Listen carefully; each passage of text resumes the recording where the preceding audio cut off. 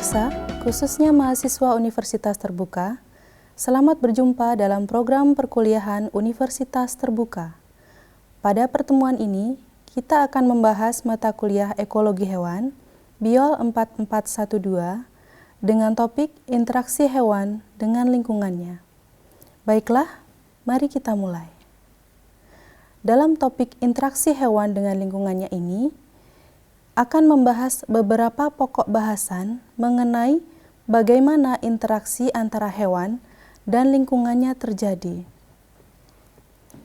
Baik interaksi hewan dengan lingkungan biotik maupun dengan lingkungan abiotik. Setelah mempelajari materi ini, Anda diharapkan dapat 1. Menjelaskan pengertian interaksi, 2. Menjelaskan interaksi yang terjadi antara hewan dengan lingkungan abiotiknya, dan 3. Menjelaskan interaksi yang terjadi antara hewan dengan lingkungan biotiknya.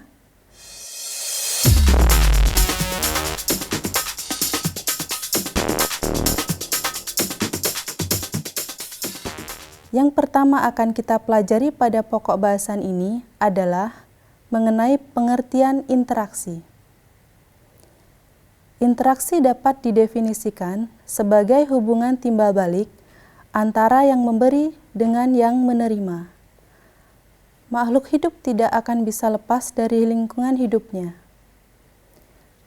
Terdapat keterkaitan yang sangat erat antara makhluk hidup dengan lingkungannya.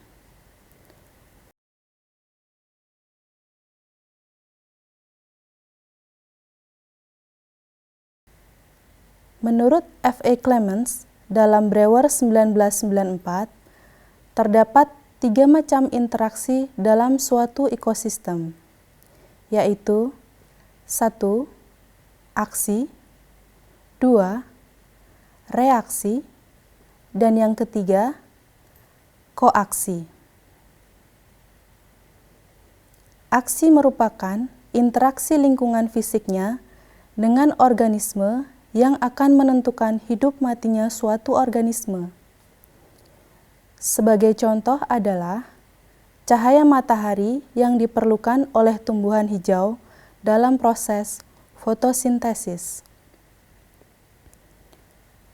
Sedangkan reaksi merupakan hubungan timbal balik antara organisme dengan lingkungannya. Hal ini dicontohkan pada proses terbentuknya humus di bawah naungan. Contoh lainnya adalah perubahan struktur tanah yang dipengaruhi oleh tinja herbivora. Koaksi merupakan interaksi timbal balik antara organisme dengan organisme lainnya. Menurut Brewer tahun 1994, interaksi spesies atau koaksi adalah pusat kajian ekologi. Koaksi dapat menjelaskan dan mengevaluasi pengaruh dari hubungan interaksi antar jenis, baik organisme sejenis atau bukan, yang terdapat dalam suatu populasi atau komunitas biotik. Contoh koaksi antara lain peristiwa tikus yang dimangsa seekor elang. Contoh lainnya adalah pada kejadian rumput dan tumbuhan yang dimakan hewan herbivora.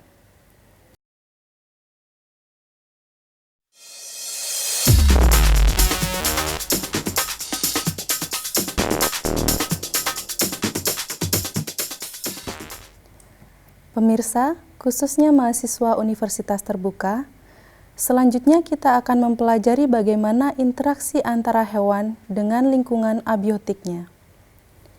Aktivitas hidup hewan tidak akan lepas dari lingkungan hidupnya.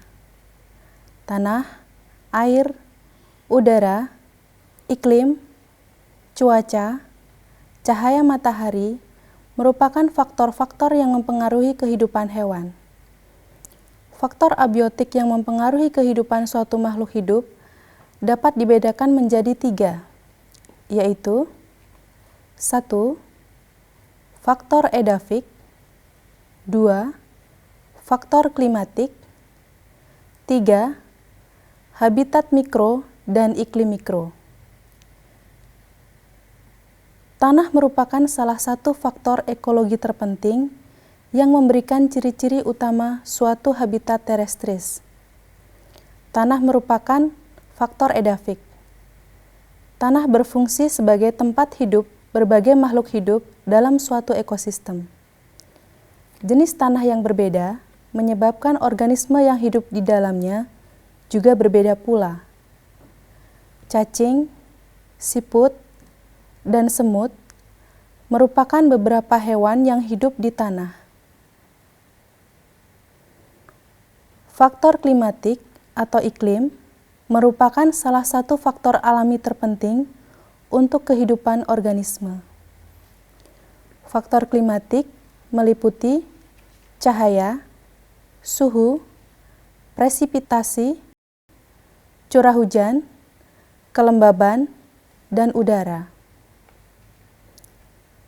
Cahaya merupakan faktor abiotik yang sangat penting bagi kehidupan.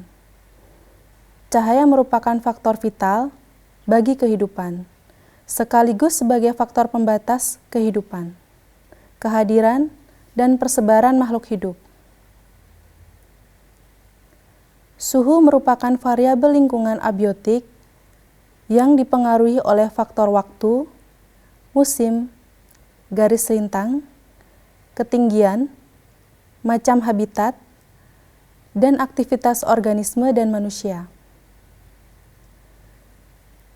Makhluk hidup memiliki rentang suhu tubuh optimum yang berbeda-beda. Presipitasi, curah hujan, dan kelembaban merupakan faktor kunci yang sangat menentukan ketersediaan air suatu habitat, yang nantinya akan sangat penting bagi makhluk hidup di daerah tersebut. Udara merupakan faktor mutlak yang diperlukan organisme untuk hidup. Khususnya, yang paling penting dalam hal ini adalah oksigen yang merupakan salah satu komponen terbesar atmosfer, yaitu kurang lebih 21%. Habitat mikro merupakan suatu habitat kecil dan khusus yang ditempati oleh organisme terbatas. Habitat mikro pada umumnya mempunyai daya dukung lingkungan yang besar untuk menunjang kehidupan suatu organisme. Sedangkan iklim mikro merupakan kondisi meteorologis yang spesifik dari suatu habitat, wilayah, atau lokasi yang sangat penting untuk suatu organisme. Contoh habitat mikro antara lain sawah, rawa, tambak, dan kolam.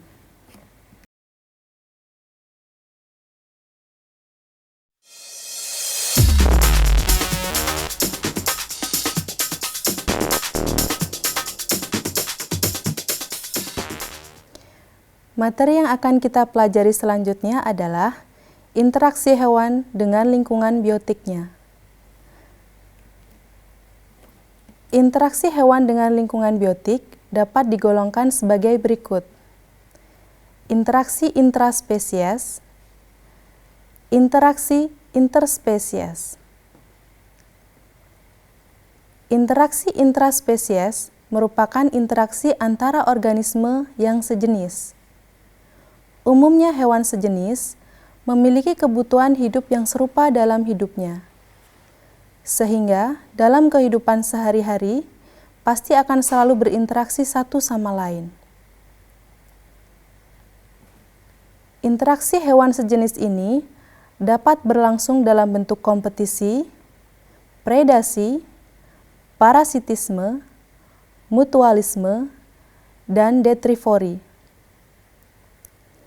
Kompetisi antara hewan sejenis dapat berlangsung untuk menempati ruang, relung, atau guild, memperoleh makanan dan sumber daya, mencari pasangan dalam proses reproduksi, memperoleh kondisi lingkungan yang sesuai, mendapatkan perlindungan. Interaksi intraspesies dapat berlangsung secara langsung atau interferensi. Misalnya, perilaku berjuang atau berkelahi untuk mendapatkan pasangan hidup. Interaksi intraspesies juga dapat berlangsung secara tidak langsung atau eksploitasi. Contohnya, perilaku menyiagakan diri untuk penguasaan habitat dengan meningkatkan jumlah individu. Interaksi interspesies adalah interaksi antara organisme yang berlainan jenis atau berlainan taksanya. Interaksi ini biasanya dilakukan untuk memenuhi kebutuhan hidup yang paling mendasar, seperti tumbuh, berkembang, dan mendapatkan energi, serta menempati habitat dan daerah teritorinya. Proses interaksi tersebut dapat dibedakan juga menjadi interaksi yang berkaitan dengan proses jenjang makanan atau trophic interaction dan interaksi yang tidak berkaitan dengan jenjang makanan atau non-trophic interaction. Trophic interaction. Interaksi yang berhubungan dengan jenjang makanan yang pertama adalah herbivora, grazing, dan browsing. Herbivora merupakan hewan pemakan tumbuhan. Interaksi terjadi manakala hewan memakan tumbuhan untuk memenuhi kebutuhan hidupnya akan energi. Grazing berbeda dengan browsing, meskipun keduanya adalah pemakan tumbuhan. Grazing biasanya memakan rumput dan semak-semak kecil, sedangkan browsing memakan daun dan pucuk-pucuk semak atau pohon. Interaksi yang kedua adalah frugivora dan granivora. Frugivora merupakan hewan pemakan buah, sedangkan granivora merupakan hewan pemakan biji atau seed predation. Parasit dan penyakit menggantungkan hidupnya pada inang agar hidup terus dan dapat terus-menerus menjadi sumber makanannya. Sedangkan penyakit dapat menyebabkan kematian pada inangnya. Parasit Simotoa exigua pada lidah ikan dan lalat Sesidocaresa connexa yang larvanya hidup sebagai parasit pada Chromolena odorata. Saprobisme merupakan suatu hubungan di mana suatu organisme memanfaatkan tumbuhan dan hewan yang telah mati. Contoh hewan saprobisme adalah larva lalat Drosophila melanogaster yang hidup pada tumbuhan yang telah mati. Komensalisme merupakan interaksi antara organisme di mana salah satu pihak diuntungkan, sedangkan pihak lain tidak dirugikan atau diuntungkan. Contohnya pada ikan badut dengan anemon laut. Dalam sebuah hubungan yang bersifat kompetisi, dua ekor hewan atau lebih yang melakukan interaksi akan mempunyai hubungan yang bersifat saling merugikan, yang berarti kedua hewan saling merugi, bersaing, atau berkelahi untuk mendapatkan apa yang dibutuhkan. Amensalisme adalah suatu hubungan saat satu pihak dirugikan dan pihak lainnya tidak diuntungkan maupun dirugikan. Dengan kata lain, tidak terpengaruh. Salah satu contoh amensalisme adalah organisme yang menghasilkan senyawa kimia atau alelokimiawi. Alelokimiawi merupakan suatu senyawa yang dikeluarkan oleh suatu organisme yang dapat menghambat atau mempengaruhi pertumbuhan dan perkembangan organisme lain di sekitarnya.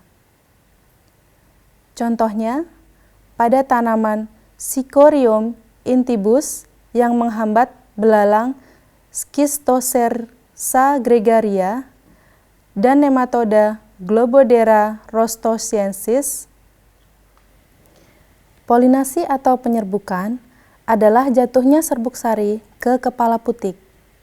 Sebagian besar hewan yang membantu penyerbukan adalah serangga. Dari materi ini, dapat kita simpulkan bahwa kehidupan hewan tidak dapat lepas dari lingkungannya. Lingkungan biotik dan abiotik mempengaruhi hewan dalam mekanisme yang berbeda-beda. Pemirsa, khususnya mahasiswa Universitas Terbuka, demikianlah pembahasan mengenai topik interaksi hewan dengan lingkungannya, yang meliputi pengertian interaksi hewan dengan lingkungan abiotiknya, dan interaksi hewan dengan lingkungan biotiknya. Semoga pemaparan tadi dapat memperjelas dan menambah wawasan rekan-rekan dalam mempelajari mata kuliah ekologi hewan. Selamat belajar dan tetap semangat.